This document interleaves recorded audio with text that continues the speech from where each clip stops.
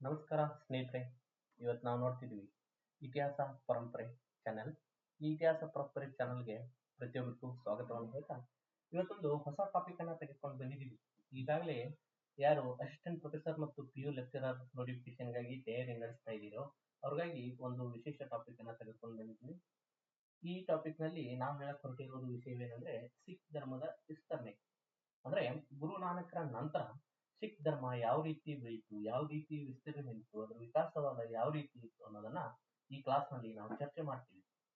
ಇಲ್ಲಿ 1539ರಿಂದ 1606ರ ಅವಧಿಯಲ್ಲಿ ಸಿಖ್ ಧರ್ಮದ ಏಳಿಗೆಯನ್ನ ಚರ್ಚಿಸೋಣ.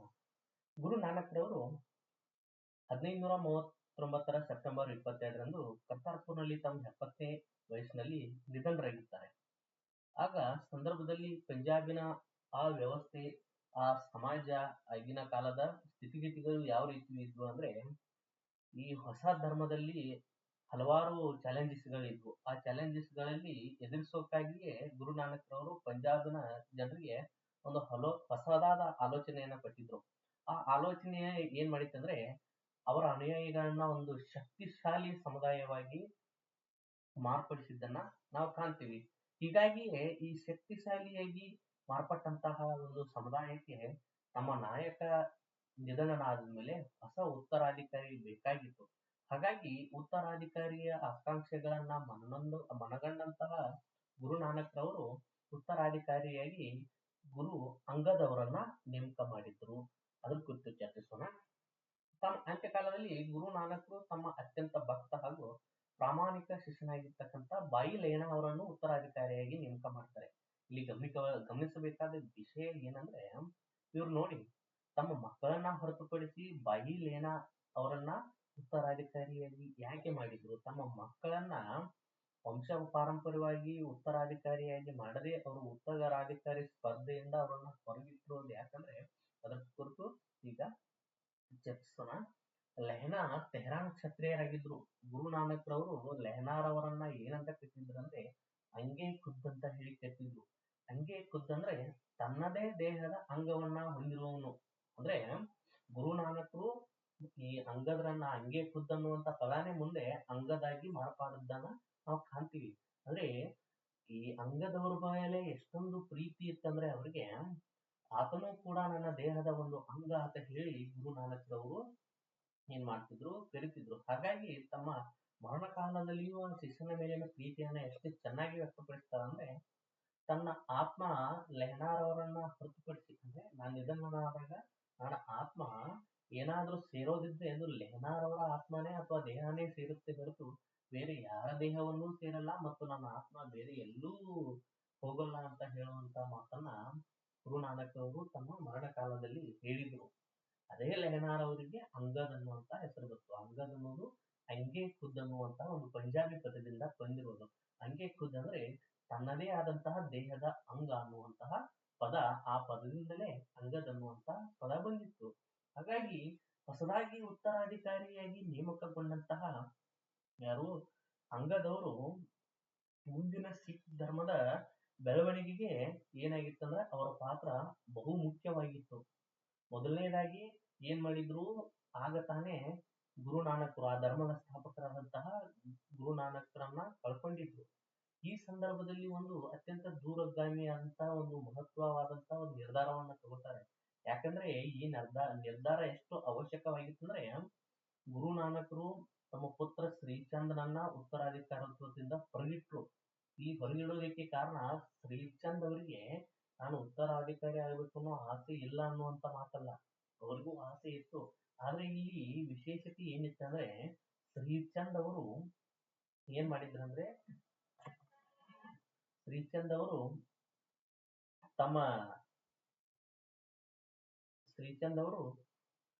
ತಾವು ಏನ್ ಮಾಡ್ತಿದ್ರು ಅಂದ್ರೆ ಸನ್ಯಾಸತ್ವವನ್ನು ಆಚರಿಸಿರ್ತಿದ್ರು. ಈ ಸನ್ಯಾಸತ್ವ ಅನ್ನೋದು ಸಿಖ್ ಧರ್ಮದಲ್ಲಿ ನಿಷೇಧಕ್ಕೊಳಪಟ್ಟಂತಹ ಒಂದು ವ್ಯವಸ್ಥೆ ಆಗಿತ್ತು. ಹಾಗಾಗಿ ಬಾಹಿ ಲೆಹನಾರ್ ಅವರಿಗೆ ಗೃಹಸ್ಥರಾಗಿ ಅಂದ್ರೆ ಸಿಖ್ ಧರ್ಮದಲ್ಲಿ ಸನ್ಯಾಸಕ್ಕೆ ಅವಕಾಶ ಇರಲಿಲ್ಲ. ಆ ಒಂದೇ ಕಾರಣದಿಂದ ತನ್ನ ಮಗನನ್ನ ಏನ್ ಮಾಡಿದ್ರು ಅಂದ್ರೆ ಗುರು ನಾನಕ್ ಅವರು ಉತ್ತರಾಧಿಕಾರತ್ವ ಹೋರಾಟದಿಂದ ಅಥವಾ ಉತ್ತರಾಧಿಕಾರತ್ವದಿಂದ ಹೊರಗಿಟ್ರು. ಸ್ವತಃ ತಾವು ಕೂಡ ಗೃಹಸ್ಥರಾಗಿದ್ದಂತಹ ನಾನಕ್ರವರು ಬಾಹಿ ಲೆಹನಾರ್ ಅವರಿಗೂ ಕೂಡ ಏನ್ ಮಾಡ್ತಾರಂದ್ರೆ ಗೃಹಸ್ಥರಾಗಿ ಮುಂದುವರಿಯುವಂತೆಯೇ ಸೂಚಿಸಿದ್ರು. ಹಾಗಾಗಿ ನಾನಕ್ ಸಿಖ್ ಧರ್ಮದಲ್ಲಿ ಸನ್ಯಾಸ ಅಂದ್ರೆ ವೈರಾಗ್ಯ ಮಾರ್ಗವನ್ನು ಅನುಸರಿಸತಕ್ಕಂತ ಒಂದು ವ್ಯವಸ್ಥೆಯನ್ನ ಏನ್ ಮಾಡಿದ್ರು ಅಂದ್ರೆ ಸಿಖ್ ಧರ್ಮದಿಂದ ದೂರ ಇಟ್ಟಿದ್ರು. ಸಿಖ್ ಧರ್ಮವನ್ನ ಸಂಪೂರ್ಣವಾಗಿ ಗೃಹಸ್ಥ ಧರ್ಮವಾಗಿ ಅವರು ಗುರುತಿಸಿದ್ರು ಮತ್ತು ಅದಕ್ಕೆ ದೃಢೀಕರಣನೂ ನೀಡಿದ್ರು. ಹೀಗಾಗಿ ಶ್ರೀಚಂದ್ರು ಮುಂದಿನ ಭವಿಷ್ಯತ್ತಿನಲ್ಲಿ ಅಂಗದವರಿಗೆ ಏನಾದ್ರೂ ತಮ್ಮ ಉತ್ತರಾಧಿಕಾರತ್ವಕ್ಕಾಗಿ ಏನಾದ್ರೂ ಸಂಭವಿಸಬಹುದಾದಂತಹ ಸಂಘರ್ಷಗಳು ಏನಾದ್ರೂ ಇದ್ರೆ ಅದನ್ನ ತಪ್ಪಿಸಬೇಕಂತ ಹೇಳಿ ಏನ್ ಮಾಡ್ತಾರ ಅಂದ್ರ ಗುರು ಅಂಗದವರು 1539ರಲ್ಲಿ ತಾವು ಉತ್ತರಾಧಿಕಾರಿ ಆದ್ಮೇಲೆ ತಮ್ಮ ಮೂಲ ಸ್ಥಾನವನ್ನ ಕರ್ತಾರ್ಪುರ್ ಪ್ರೆಸೆಂಟ್ ಪಾಕಿಸ್ತಾನದಲ್ಲಿದೆ. ಆಗಿನ ಕಾಲದಲ್ಲಿ ಪಾಕಿಸ್ತಾನ ಏನು ಇರಲಿಲ್ವಲ್ಲ, ಹಾಗಾಗಿ ಆ ಪಂಜಾಬ್ ಪ್ರದೇಶದಲ್ಲಿ ಇರ್ತಕ್ಕಂಥ ಕರ್ತಾರ್ಪುರದಿಂದ ಪ್ರೆಸೆಂಟ್ ಇಂಡಿಯಾದಲ್ಲಿ ಇರ್ತಕ್ಕಂತಹ ಅಮೃತ್ಸರ್ ಜಿಲ್ಲೆಯಲ್ಲಿರ್ತಕ್ಕಂತಹ ಬಿಯಾಸ್ ನದಿಯ ತೀರದಲ್ಲಿರ್ತಕ್ಕಂತಹ ಒಂದು ಕಡೂರ್ ಅನ್ನುವಂತ ಸ್ಥಳಕ್ಕೆ ಏನ್ ಮಾಡ್ತಾರ ಅಂದ್ರ ಕರ್ತಾರ್ಪುರದಿಂದ ಸ್ಥಳಾಂತರಕ್ಕೆ ಹೋಗ್ತಾರೆ. ಮೊದಲಿಗೆ ಇವರು ಉತ್ತರಾಧಿಕಾರಿ ಆದ್ಮೇಲೆ ಇವರು ಕೆಲಸ ಮಾಡಿದ್ದು ಏನಂದ್ರೆ ಗುರು ನಾನಕ್ರವರು ರಚಿಸಿದಂತ ಭಜನೆಗಳನ್ನ ಕಲೆಕ್ಷನ್ ಮಾಡ್ಕೊತಾರೆ, ಅಂದ್ರೆ ಸಂಗ್ರಹಿಸುವ ಕೆಲಸ ಮಾಡ್ತಾರೆ. ಆದ್ರೆ ಇಲ್ಲೊಂದು ಸವಾಲಿತ್ತು. ಅವರಿಗೆ ಒಂದು ಸವಾಲ್ ಏನಿತ್ತಂದ್ರೆ ಆ ಎಲ್ಲ ಭಜನೆಗಳು ಲಾಂಡೆ ಮಹಾಜನಿ ಅನ್ನುವಂತ ಒಂದು ಲಿಪಿಯಲ್ಲಿ ಇದ್ವು. ಭಾಷೆ ಪಂಜಾಬಿನೇ ಇರ್ಬೋದು, ಆದ್ರೆ ಲಿಪಿ ಯಾವ್ದಿತ್ತಂದ್ರೆ ಲಾಂಡೆ ಮಹಾಜನಿ ಅನ್ನುವಂತ ಒಂದು ಲಿಪಿ ಇತ್ತು. ಆ ಲಾಂಡೆ ಮಹಾಜನಿ ಲಿಪಿ ಏನ್ ಸಮಸ್ಯೆ ಹೊಂದಿತ್ತಂದ್ರೆ ಅದು ಅಸ್ಪಷ್ಟವಾದಂತಹ ಲಿಪಿಗಳನ್ನ ಹೊಂದಿದ್ದು, ಯಾವುದೇ ಒಂದು ಮಹತ್ವದಾದಂತಹ ಪದಗಳು ಆ ಲಿಪಿಯಲ್ಲಿ ಇರಲಿಲ್ಲ. ಹಾಗಾಗಿ ಆ ಲಿಪಿಯ ಕುರಿತು ಚೆನ್ನಾಗಿ ತಿಳಿದಿದ್ದಂತಹ ಅಂಗದ್, ಯಾಕಂದ್ರೆ ಅವರು ಒಬ್ಬ ಗ್ರಾಮೀಣ ವ್ಯಾಪಾರಿಯ ಮಗನಾಗಿದ್ರು. ಆ ವ್ಯಾಪಾರದಲ್ಲಿ ಅವರು ಬರ್ತಕ್ಕಂಥ ಲಿಪಿಯ ಬಗ್ಗೆ ಆ ಲಿಪಿಯ ಕುರಿತು ಮೊದಲೇ ಅವರಿಗೆ ತಿಳಿದಿತ್ತು. ಹಾಗಾಗಿ ಈ ಲಿಪಿಯಲ್ಲಿ ಇರ್ತಕ್ಕಂಥ ದೋಷಗಳನ್ನ ಸರಿಪಡಿಸೋದಕ್ಕಾಗಿ ಅವರು ಒಂದು ಮಹತ್ತರವಾದ ಕೆಲಸಕ್ಕೆ ಕೈ ಹಾಕ್ತಾರೆ. ಆ ಮಹತ್ವದವಾದ ಕೆಲಸನ ಏನಂದ್ರೆ ಅವರು ಸಂಸ್ಕೃತಕ್ಕಾಗಿ ಬಳಸ್ತಿದ್ದಂತಹ ದೇವನಾಗರಿ ಲಿಪಿಯಿಂದ ಆ ಅಕ್ಷರಗಳಿಂದ ಪ್ರೇರೇಪಿತರಾಗಿ ಈ ಲಾಂಡೆ ಮಹಾಜನಿ ಲಿಪಿಗೂ ಕೂಡ ಒಂದು ಹೊಸದಾದಂತಹ ಲಿಪಿ, ಸುಂದರವಾದ ಲಿಪಿಯನ್ನ ಏನ್ ಮಾಡ್ತಾರ ರಚನೆ ಮಾಡಿ ಆ ಲಿಪಿಯನ್ನ ಸುಸಂಸ್ಕೃತಗೊಳಿಸಿದ್ದನ್ನ ನಾವು ಕಾಣ್ತೀವಿ, ಅಂದ್ರೆ ಪರಿಷ್ಕೃತಗೊಳಿಸಿದ್ದನ್ನ ನಾವು ಕಾಣ್ತೀವಿ. ಅದೇ ಹೊಸದಾಗಿ ರಚನೆ ಆದಂತ ಅಕ್ಷರ ಕ್ರಮಗಳನ್ನೇ ಏನ್ ಮಾಡಿ ಬಳಸ್ಕೊಂಡು ಈ ಹೊಸಮುಖಿ ಲಿಪಿಗೆ ಏನ್ ಮಾಡ್ತಾರಂದ್ರೆ ಗುರುಮುಖಿ ಲಿಪಿ ಅಂತ ಹೇಳಿ ಹೆಸರು ಕೊಟ್ಟಿದ್ದನ್ನ ಕಾಣ್ತೀವಿ. ಈ ಗುರುಮುಖಿ ಲಿಪಿ ಅಂದ್ರೆ ಈ ಗುರುಮುಖಿ ಅನ್ನುವಂತ ಪದದ ಅರ್ಥ ಏನಂದ್ರೆ ಗುರುವಿನ ಬಾಯಿಂದ ಬಂದಂತ ಲಿಪಿ. ಯಾವ ಬಾಯಿಂದ ಬಂದಂತ ಲಿಪಿ?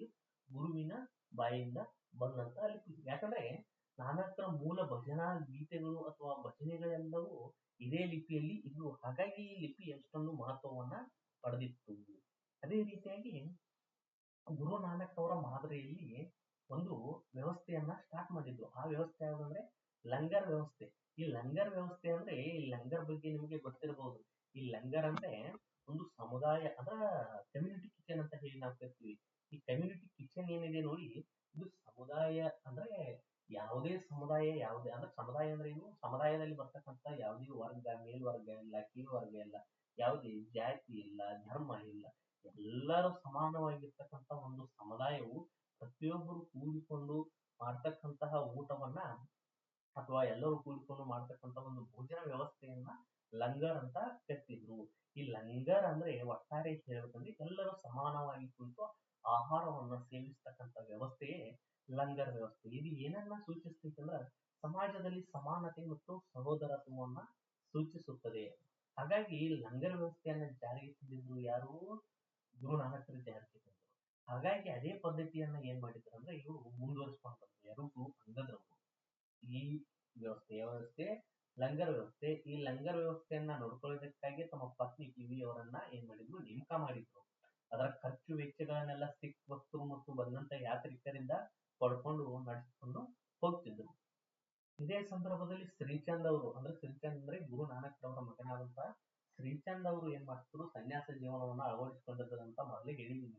ಅವರು ತಮ್ಮ ಅನುಯಾಯಿಗಳಿಗೆ ಏನ್ ಮಾಡ್ತಿದ್ರು ಅಂದ್ರೆ ಬ್ರಹ್ಮಚರ್ಯವನ್ನ ಬೋಧಿಸ್ತಿದ್ರು, ಜೊತೆಗೆ ತಪಸ್ಸಿನ ಜೀವನವನ್ನ ನಡೆಸೋದಕ್ಕೆ ಹೇಳ್ತಿದ್ರು. ಹಾಗಾಗಿ ಅವರ ಅನುಯಾಯಿಗಳನ್ನ ಉದಾಸಿಗಳೆಂದು ಕರೀತಿದ್ರು. ಅವರು ಕೆಲವೊಮ್ಮೆ ಏನಂದ್ರೆ ನಾವು ಕೂಡ ಸಿಖ್ ಧರ್ಮಕ್ಕೆ ಸೇರಿದವರು ಅಂತ ಹೇಳಿ ಹೇಳ್ಕೊಳ್ತಿದ್ರು. ಆದ್ರೆ ಇದನ್ನ ಖಂಡಿತವಾಗಿ ಖಂಡಿಸಿದಂತಹ ಗುರು ಅಂಗದ್ರವರು ಸಿಖ್ ಧರ್ಮ ಯಾವತ್ತೂ ಗೃಹಸ್ಥರ ಧರ್ಮ ಅಂತ ಹೇಳಿ ಪುನಃ ಒತ್ತಿ ಹೇಳಿದ್ದನ್ನ ನಾವು ಕಾಣ್ಬೋದು. ಯಾಕೆಂದ್ರೆ ಸಿಖ್ ಧರ್ಮ ಅನ್ನುವಂಥದ್ದು ಯಾವುದೇ ಹಿಂಸಾತ್ಮಕ ದೈಹಿಕ ಆಚರಣೆಗಳಿಗೆ ಅವಕಾಶ ನೀಡದಂತಹ ಒಂದು ಧರ್ಮ.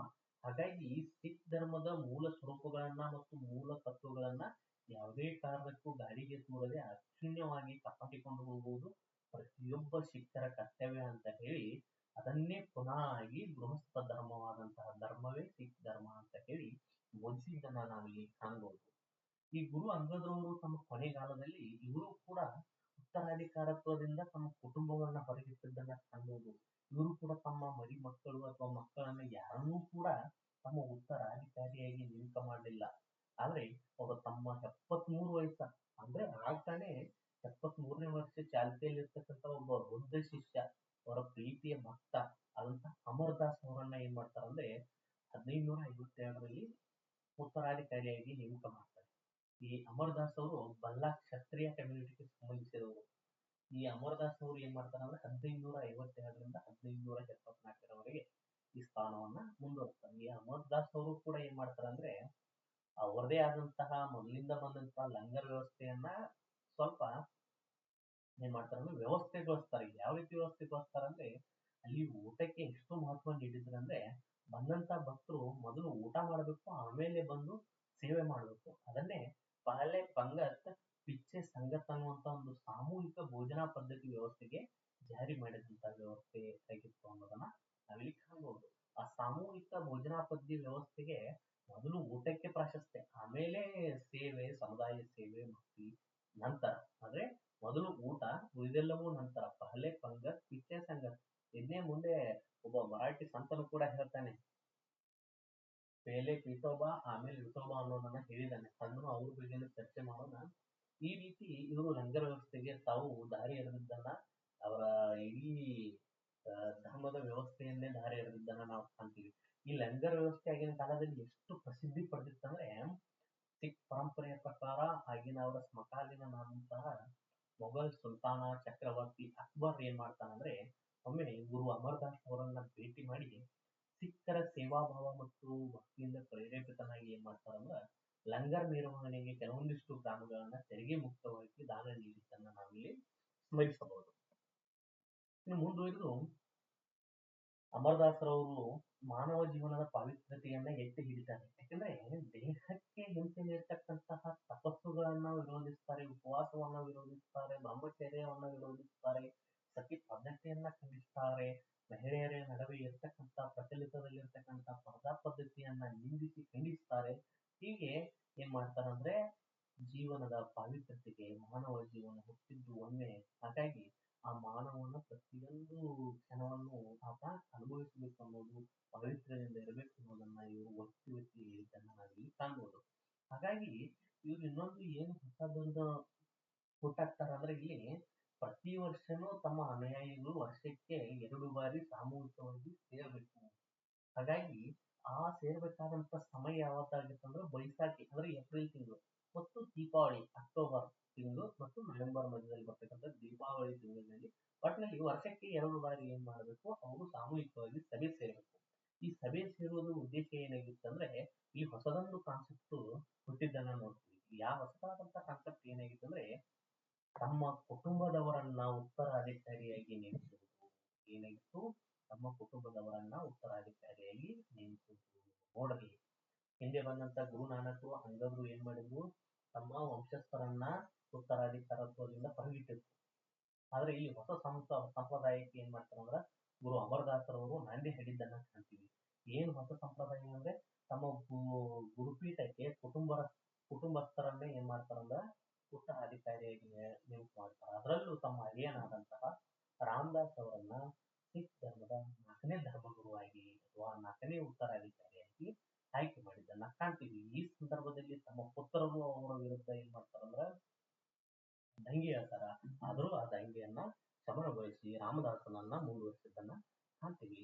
ಈ ಗುರು ರಾಮದಾಸ್ ಅವರು 4ನೇ ಉತ್ತರಾಧಿಕಾರಿ 1574ರಿಂದ 1582ರ ಕಾಲಾವಧಿವರೆಗೆ ಉತ್ತರಾಧಿಕಾರಿಯಾಗಿ ಮುಂದುವರೆದಿದ್ದನ್ನ ಕಾಣ್ತೀವಿ. ಇವರ ಕಾಲದಲ್ಲಿ ಒಂದು ವಿಶೇಷವಾದಂತಹ ಕೆಲಸ ನಡೀತೈತಿ. ಆ ಕೆಲಸ ಯಾವ್ದಂದ್ರ ಅಮೃತಸರದಲ್ಲಿ ಒಂದು ಅಮೃತಸರ ಅನ್ನುವಂತಹ ಒಂದು ಕೆರೆಗೆ ಏನ್ ಮಾಡ್ತಾರಂದ್ರ ನಿರ್ಮಾಣಕ್ಕೆ ಕೈ ಹಾಕ್ತಾರ. ಅದರ ಹೆಸರೇ ಅಮೃತಸರ. ಮಾಡ್ತಾರ ಅಂದ್ರೆ ಅಮೃತದ ಕೆರೆ ಅಂತ. ಆ ಅಮೃತದ ಕೆರೆಗೆ ಇವ್ರು ಏನ್ ಮಾಡ್ತಾರಂದ್ರ ಕಟ್ಟಡಕ್ಕೆ ಕೈ ಹಾಕಿದ್ದನ್ನ ಕಾಣ್ತೀವಿ. ಇವರು ಏನ್ ಮಾಡ್ತಾರಂದ್ರೆ ಯಾವ ರೀತಿ ತಮ್ಮ ಗುರುವಿನಿಂದ ಬಂದಂತ ತಮ್ಮ ಮಾವನಿಂದ ಬಂದಂತ ಪದ್ಧತಿಯನ್ನೇ ಇಲ್ಲಿ ವಂಶ ಪಾರಂಪರ್ಯವಾಗಿ ಮುಂದುವರ್ಸೋದನ್ನ ಕಾಣ್ತೀವಿ. ತಮ್ಮ ಮರಣಕ್ಕಿಂತ ಮೊದಲೇ ತಮ್ಮ ಹಿರಿಯ ಪುತ್ರನ ವಿರೋಧ ಇದ್ರೂ ಕೂಡ ಏನ್ ಮಾಡ್ತಾನಂದ್ರೆ ತಮ್ಮ ಕಿರಿಯ ಪುತ್ರನಾದ ಅರ್ಜುನ್ ಮಲ್ರನ್ನ ಉತ್ತರಾಧಿಕಾರಿಯಾಗಿ ನೇಮಕ ಮಾಡ್ತಾರ. ಆ ಅರ್ಜುನ್ ಮಲ್ರ ಏನಾಗ್ತಾರಂದ್ರ ಮುಂದೆ ಅರ್ಜುನ್ ದಾಸರಾಗಿ ಗುರುತಿಸಿಕೊಂಡಿದ್ದನ್ನ ಕಾಣ್ತೀವಿ. ಗುರು ಅರ್ಜುನ್ ದಾಸರದು 1581ರಿಂದ 1606ರವರೆಗೆ 5ನೇ ಗುರುವಾಗಿ ಸಿಖ್ ಧರ್ಮದ ಗುರುವಾಗಿ ಮುಂದುವರೆದಿದ್ದನ್ನ ಕಾಣ್ತೀವಿ. 1563 ಏಪ್ರಿಲ್ 15ರಂದು ಜನಿಸಿದಂತಹ ಗುರು ಅರ್ಜುನ್ ದಾಸರವರು ಮೂಲಭೂತ ಚಿಂತಕರಾಗಿದ್ರು. ಅವರಲ್ಲಿ ಎಂತಹ ಒಳ್ಳೆ ಗುಣಗಳಿದ್ವು ಅಂದ್ರೆ ಆತ ಒಬ್ಬ ಪ್ರಗಲ್ಭ ಕವಿಯೂ ಆಗಿದ್ದ, ಪ್ರಾಯೋಗಿಕ ತತ್ವಜ್ಞನೂ ಆಗಿದ್ದ, ಶ್ರೇಷ್ಠ ಸಂಘಟಕನೂ ಆಗಿದ್ದ, ಹಾಗೂ ಪ್ರತಿಭಾವಂತ ರಾಜಕೀಯ ಗುಣಗಳನ್ನ ಹೊಂದಿದ್ದಂತ ಒಬ್ಬ ಸಿಖ್ ಧರ್ಮಗುರುವಾಗಿದ್ದ. ಹಿಂದೆ ಬಂದಂತವರೆಲ್ಲರೂ ಕೆಲವೊಂದಿಷ್ಟು ಅಂಶಗಳನ್ನ ಹೊಂದಿದ್ರೆ ಈತ ವಿಶೇಷ ಅಂಶಗಳನ್ನ ಹೊಂದಿದ್ದನ್ನ ಕಾಣ್ತೀವಿ. ಈತ ಸಿಖ್ಖರ ನೆರವಿಗಾಗಿ ಒಂದು ನಿಧಿಯನ್ನ ಸ್ಥಾಪನೆ ಮಾಡ್ತಾರೆ. ಆ ನಿಧಿಗಾಗಿ ಏನ್ ಮಾಡ್ತಾರಂದ್ರೆ ಕೆಲವೊಂದಿಷ್ಟು ಇವರನ್ನ ನೇಮಕ ಮಾಡ್ತಾರೆ, ನಿಧಿ ಕಲೆಕ್ಟ್ ಮಾಡುವಂತವ್ರು. ಅವರಿಗೆ ಸಂಘಟಿಕರೆಂದು ಕರೀತಿದ್ರು. ಏನಂತ ಕರೀತಿದ್ರು? ಸಂಘಟಿಕರೆಂದು ಕರೀತಿದ್ರು. ಅವ್ರು ಏನ್ ಕಲೆಕ್ಟ್ ಮಾಡ್ತಿದ್ರ ಅಂದ್ರೆ ಭಕ್ತ ಅಥವಾ ಸಿಖ್ ಧರ್ಮವನ್ನ ಆಚರಿಸುವಂತವರು ತಮ್ಮ ಆದಾಯದ 10ನೇ ಒಂದು ಅಂಶವನ್ನ ಈ ಸಿಖ್ ಧರ್ಮದ ನೆರವಿನ ನಿಧಿಗೆ ನೀಡಬೇಕನ್ನೋದು. ಆ ಆದಾಯದ 10ನೇ ಒಂದು ಅಂಶ ಅಂದ್ರೆ ದಶಾಂಶವನ್ನ ಏನ್ ನೀಡ್ತಿದ್ರಲ್ಲ, ಆ ನೀಡ್ತಕ್ಕಂಥ ದಶಾಂಶವನ್ನ ಕಲೆಕ್ಟ್ ಮಾಡ್ಕೊಂಡು ಅವ್ರು ಎಷ್ಟು ಫೇಮಸ್ ಆಗ್ತಾರಂದ್ರೆ ಅವರಿಗೆ ಮುಂದೆ ಮಸಂದಿಗಳು ಅಥವಾ ಮಸಂದಗಳಂತ ಹೇಳಿ ಕರೆಯೋದನ್ನು ನಾವು ಕಾಣ್ತೀವಿ. ಈ ರೀತಿ ಸಿಖ್ ಧರ್ಮ ಆರ್ಥಿಕವಾಗಿ ಪ್ರಬಲವಾಗಕ್ಕೆ ಸ್ಟಾರ್ಟ್ ಆಗ್ತೈತಿ. ಆರ್ಥಿಕವಾಗಿ ಪ್ರಬಲ ಆಗೋದ್ರಿಂದ ಭವ್ಯ ಭವ್ಯ ಕಟ್ಟಡಗಳು, ಗುರುದ್ವಾರಗಳು ನಿರ್ಮಾಣ ಆಗಕ್ಕೆ ಸ್ಟಾರ್ಟ್ ಆಗ್ತಾವ. ಅಪಾರ ಪ್ರಮಾಣದ ಸಂಪತ್ತು, ವೆಚ್ಚ ಎಲ್ಲವೂ ಏನಾಗ್ತೈತಿ ಅಂದ್ರ ಆ ಧರ್ಮವನ್ನ ಒಂದು ಲಾಭಕಾರಿ ಅಥವಾ ಒಂದು ಶ್ರೀಮಂತ ಧರ್ಮವಾಗಿ ಮಾರ್ಪಡಿಸುವಲ್ಲಿ ಪಾತ್ರ ವಹಿಸ್ತೈತಿ. ಇದೇ ರೀತಿ ಸಿಖ್ಖರು ಶ್ರೀಮಂತರಾಗ್ತಾ ಶಿಸ್ತು ಪಾಲನೆಯನ್ನ ಅಭ್ಯಾಸ ಮಾಡ್ಕೋಬೇಕಂತ ಹೇಳಿ ತಾವೂ ಕೂಡ ವೈಭವ ಪ್ರೇರಿತ ಜೀವನವನ್ನ ನಡೆಸಬೇಕಂತ ಹೇಳಿ ಏನ್ ಮಾಡ್ತಾರಂದ್ರೆ ಸಿಖ್ ಧರ್ಮ ಗುರುವಾದಂತ ಗುರು ಅರ್ಜುನ್ ದಾಸರವರು ಏನ್ ಮಾಡ್ತಾರಂದ್ರ ತಮ್ಮ ರಾಜ್ಯ ಮರ್ಯಾದೆಯ ಜೀವನ ಶೈಲಿಯನ್ನ ಆಚರಿಸಲಿಕ್ಕೆ ಸ್ಟಾರ್ಟ್ ಮಾಡ್ತಾರೆ. ಯಾಕಂದ್ರೆ ಗುರು ಇದ್ದಂಗೆ ಶಿಷ್ಯ. ಗುರು ಯಾವ ರೀತಿ ಇರ್ತಾನೋ ಅದೇ ರೀತಿ ಶಿಷ್ಯನ ಜೀವನ ಶೈಲಿಯು ಏನಾಗ್ತೈತಿ ಬೆಳಿತೈತಿ ಅನ್ನೋ ಒಂದು ಉದ್ದೇಶದಿಂದ ರಾಜರು, ಸುಲ್ತಾನರು ಆಚರಿಸ್ತಕ್ಕಂಥ ರಾಜ್ಯ ಮರ್ಯಾದೆ ಹೊಂದಿದ ಜೀವನ ಶೈಲಿಯನ್ನ ಆರಂಭಿಸಲಿಕ್ಕೆ ಸ್ಟಾರ್ಟ್ ಮಾಡ್ತಾರೆ. ಅವರು ಅಮೃತಸರದಲ್ಲಿ ಅತ್ಯಂತ ಹಾಗೂ ದೊಡ್ಡ ದೊಡ್ಡ ಪ್ರಸಿದ್ಧ ಕಟ್ಟಡಗಳನ್ನ ನಿರ್ಮಾಣಕ್ಕೆ ಕೈ ಹಾಕ್ತಾರ. ಅಮೂಲ್ಯ ವಸ್ತ್ರಗಳನ್ನ ಧರಿಸ್ತಾರ. ಮಧ್ಯ ಏಷ್ಯಾದಿಂದ ಆಮದು ಮಾಡಿದಂತ ಉತ್ತಮವಾದಂತ ಕುದುರೆಗಳು, ಆನೆಗಳು, ಅನೇಕ ಸೇವಕರನ್ನ ಹೊಂದಿದ್ರು. ಅದೇ ರೀತಿಯಾಗಿ ಇವರ ಈ ವಿಶಿಷ್ಟ ಜೀವನ ಶೈಲಿ, ರಾಜ್ಯ ಮರ್ಯಾದೆ ಹೊಂದಿದಂತಹ ಜೀವನ ಶೈಲಿಯನ್ನ ಅವರಿಂದ ಪ್ರೇರೇಪಿತಗೊಂಡಂತ ಅಂದಿನ ಮೊಘಲ್ ಚಕ್ರವರ್ತಿ ಅಕ್ಬರ್ ಕೂಡ ಅಮೃತಸರಕ್ಕೆ ಭೇಟಿ ನೀಡಿ ಈ ಅರ್ಜುನ್ ದಾಸರನ್ನ ಪ್ರೇರೇಪಿಸಿದನ್ನ ಕಾಣ್ತೀವಿ. ಇದೇ ಏನಾಗಿತ್ತಂದ್ರೆ ಸಿಖ್ ಧರ್ಮದ ಮಹತ್ವ ನೋಡಿ. ಯಾಕಂದ್ರೆ ಸಿಖ್ ಧರ್ಮ ಅಂದಿನ ಕಾಲದಲ್ಲಿ, ಅದರಲ್ಲೂ ವಾಯುವ್ಯ ಭಾರತದಲ್ಲಿ ಯಾವ ಮಟ್ಟಿಗೆ ಬೆಳೆದಿತ್ತಂದ್ರೆ ಅಂದಿನ ಕಾಲದ ಸಮಕಾಲೀನ ಮೊಘಲ್ ಸುಲ್ತಾನರ ಮೇಲೂ ಅಷ್ಟೊಂದು ಪ್ರಭಾವ ಬೀರಿತ್ತು. ಸುಲ್ತಾನರ ಆಯ್ಕೆ ಮತ್ತು ಸುಲ್ತಾನರ ಉತ್ತರಾಧಿಕಾರತ್ವದಲ್ಲೂ ಮಹತ್ವದ ಪಾತ್ರವನ್ನು ವಹಿಸತಕ್ಕಂತಹ ಪ್ರಭಾವವನ್ನ ಸಿಖ್ ಧರ್ಮ ಪಡೆದಿತ್ತು. ಈ ಉತ್ತರಾಧಿಕಾರತ್ವ ಹೋರಾಟದಲ್ಲೇ ಗುರು ಅರ್ಜುನರವರು ಅಕ್ಬರ್ನ ಮಗ ಜಹಂಗೀರ್ನನ್ನ ಬೆಂಬಲಿಸದಕ್ಕಾಗಿ ಜಹಂಗೀರ್ನಿಂದ ಹತ್ಯೆ ಆಗಿದ್ದನ್ನ ನಾವು ಕಾಣ್ತೀವಿ. ಹೀಗಾಗಿ ಅಷ್ಟೊಂದು ಮಹತ್ವವಾದಂತ ಧರ್ಮ ಇದಾಗಿತ್ತು. ಈ ಗುರು ಅರ್ಜುನ್ ದಾಸರ ಇನ್ನೊಂದು ಸಾಧನೆ ಅಂದ್ರೆ ಸಿಖ್ಖರ ಪವಿತ್ರ ಗ್ರಂಥವಾದ ಆದಿ ಗ್ರಂಥಕ್ಕೆ ಅಥವಾ ಆದಿ ಗ್ರಂಥವನ್ನ ರಚಿಸಿದ್ದು, ಕ್ರೋಢೀಕರಿಸಿದ್ದನ್ನ ನಾವಿಲ್ಲಿ ಕಾಣ್ತೀವಿ. ಈ ಆದಿ ಗ್ರಂಥ ಏನಾಗಿತ್ತಂದ್ರೆ ಶರಣರಿಗೆ ಬೇಕಾದಂತಹ ನಿಖರ ಕೀರ್ತನೆಗಳು ಮತ್ತು ಪಾಲಿಸಬೇಕಾದಂತಹ ಕ್ರಿಯಾ ಪದ್ಧತಿಗಳನ್ನ ನಿರ್ಧರಿಸಲು ಬಯಸಿತ್ತು. ಆದ್ರೆ ಮತ್ತೆ ಚಿಂತನೆ ಏನಾಗತ್ತಂದ್ರೆ ಅನ್ಯ ಧರ್ಮೀಯರು ತಮ್ಮದೇ ಆದಂತಹ ಧರ್ಮ ಗ್ರಂಥಗಳನ್ನ ಹೊಂದಿದ್ದಾರೆ. ಹಾಗಾಗಿ ಸಿಖ್ಖರು ಕೂಡ ನಾವು ವೇದಗಳು, ಬೈಬಲ್, ಕುರಾನ್ ಮತ್ತೆ ನಮ್ಮದೇ ಆದಂತಹ ಒಂದು ಧರ್ಮ ಗ್ರಂಥವನ್ನು ಹೊಂದಬೇಕಂತ ಹೇಳಿ ಈ ಗ್ರಂಥದ ಕ್ರೋಢೀಕರಣಕ್ಕೆ ಪ್ರಾರಂಭಿಸ್ತಾರ. ಇದನ್ನ ಗುರುಮುಖಿ ಲಿಪಿಯಲ್ಲಿ 1604ರಲ್ಲಿ ಪೂರ್ವವಹಿಸ್ತಾರೆ. ಯಾರ? ಗುರು ಅರ್ಜುನ್ ದಾಸರು. ಇದರಲ್ಲಿ ಏನೇನು ಒಳಗೊಂಡಿತ್ತು ಅಂದ್ರೆ ಗುರು ನಾನಕ್ ಅವರ 974 ಕೀರ್ತನೆಗಳಿದಾವ, ಅಂಗದ್ರವರ 62 ಕೀರ್ತನೆಗಳಿದಾವ, ಅಮರದಾಸರವರ 907 ಕೀರ್ತನೆಗಳಿದಾವ, ರಾಮದಾಸರವರ 672 ಕೀರ್ತನೆಗಳಿದಾವ, ಅರ್ಜುನ್ ದಾಸರವರ 2200 218 ಕೀರ್ತನೆಗಳು ಮತ್ತು ಆ ಲಿಪಿಗೆ 116 ಹೊಸ ಶಬ್ದಗಳನ್ನ ಸೇರಿಸಿದ್ದು ಕೂಡ ಈ ಗ್ರಂಥ ಒಳಗೊಂಡೈತಿ.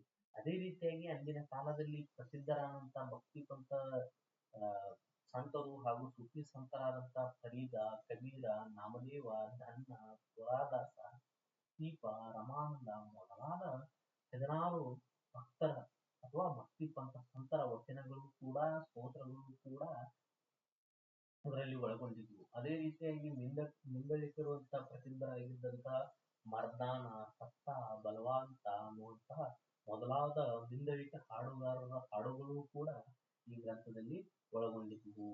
ಅದೇ ರೀತಿಯಾಗಿ ಇದು ಕಾಲ ಕಾಲಕ್ಕೆ ಅರ್ಜುನ್ ದೇವರ ನಂತರ ಬಂದಂತಹ ಉತ್ತರಾಧಿಕಾರಿಗಳು ಇದರಲ್ಲಿ ತಮ್ಮದೇ ಆದಂತಹ ಕೆಲವೊಂದಿಷ್ಟು ಕೀರ್ತನೆಗಳನ್ನ ಸೇರ್ತಾ ಏನಾಯ್ತು, ಇದು ಪರಿಷ್ಕೃತಗೊಂಡುತ್ತಾ ಮುಂದುವರಿಯಿತು. ತೇಜ್ ಬಹದ್ದೂರ್ ಅವರು 115 ಕೀರ್ತನೆಗಳನ್ನ ಮತ್ತು ಗುರು ಗೋವಿಂದ ಸಿಂಗ್ ಅವರು ಒಂದು ಶ್ಲೋಕವನ್ನ ಗ್ರಂಥಕ್ಕೆ ಸೇರಿಸಿದ್ರು. ಅದರ ಜೊತೆಗೆ ಗುರು ನಾನಕರವರ ಜಪ್ತಿ, ಸೋದ ಮತ್ತು ಕೀರ್ತಿ ಸೋದ ಎಂಬ ಅನೇಕ ಉಪದೇಶಗಳು ಕೂಡ ಈ ಗ್ರಂಥವ ಒಳಗೊಂಡಿತ್ತಂತ ಹೇಳಿ ನೋಡ್ಬೋದು. ಇಲ್ಲಿವರೆಗೆ ಯಾರ್ಯಾರನ್ನ ನೋಡಿದ್ವಿ? ಗುರು ನಾನಕರ ನಂತರ ಗುರು ಅಂಗದವರನ್ನ ನೋಡಿದ್ವಿ. ಗುರು ಅಂಗದವರ ನಂತರ ಗುರು ಅಮರದಾಸರು, ಅಮರದಾಸರ ನಂತರ ಗುರು ರಾಮದಾಸರು, ಗುರು ರಾಮದಾಸರ ನಂತರ ಗುರು ಅರ್ಜುನ್ ದೇವರನ್ನ ನಾವು ಕಾಣ್ತೀವಿ. ಈ ರೀತಿ 4 ಜನರನ್ನ ಇಲ್ಲಿ ನೋಡಿದ್ವಿ. ಇನ್ನೂ ಕೆಲವೊಂದಿಷ್ಟು ಜನ ಇದ್ದಾರೆ, ಅವರ ಮುಂದಿನ ಕ್ಲಾಸ್ ನಲ್ಲಿ ನೋಡೋಣ ಅಂತ ಹೇಳ್ತಾ, ಇಲ್ಲಿ ಇದೇ ರೀತಿಯಾಗಿ ಇನ್ನೂ ಹೆಚ್ಚಿನ ಅಂಶಗಳು, ಹೆಚ್ಚಿನ ಮಾಹಿತಿಗಳನ್ನ ನೀಡ್ತಕ್ಕಂಥ ಏಕೈಕ ಚಾನಲ್ ಅಂದ್ರೆ ನಮಗೆ ಇತಿಹಾಸ ಪರಂಪರೆ ಚಾನಲ್. ಇನ್ನೂ ಮುಂದಿನ ಕ್ಲಾಸ್ಗಳಿಗಾಗಿ ತಪ್ಪದೇ ಕ್ಲಾಸ್ಗೆ ಜಾಯ್ನ್ ಆಗಿ ಇದೇ ರೀತಿಯಾಗಿ ನಮ್ಮ ಚಾನಲ್ ಅನ್ನ ಸಬ್ಸ್ಕ್ರೈಬ್ ಮಾಡ್ಕೊಳ್ಳಿ. ಇದೇ ರೀತಿ ವಿಡಿಯೋಗಳನ್ನ ಮುಂದಿನ ದಿನಮಾನಗಳಲ್ಲಿ ಮತ್ತೊಂದಿಷ್ಟು ಜನಕ್ಕೆ ಸೇರಬೇಕನ್ನೋ ರೀತಿಯಾಗಿ ಇದನ್ನ ಶೇರ್ ಮಾಡಿ, ಲೈಕ್ ಮಾಡಿ ಅಂತ ಹೇಳ್ತಾ ಇವತ್ತಿನ ಕ್ಲಾಸ್ನ ಮುಗಿಸ್ತಾ ಇದ್ದೀನಿ.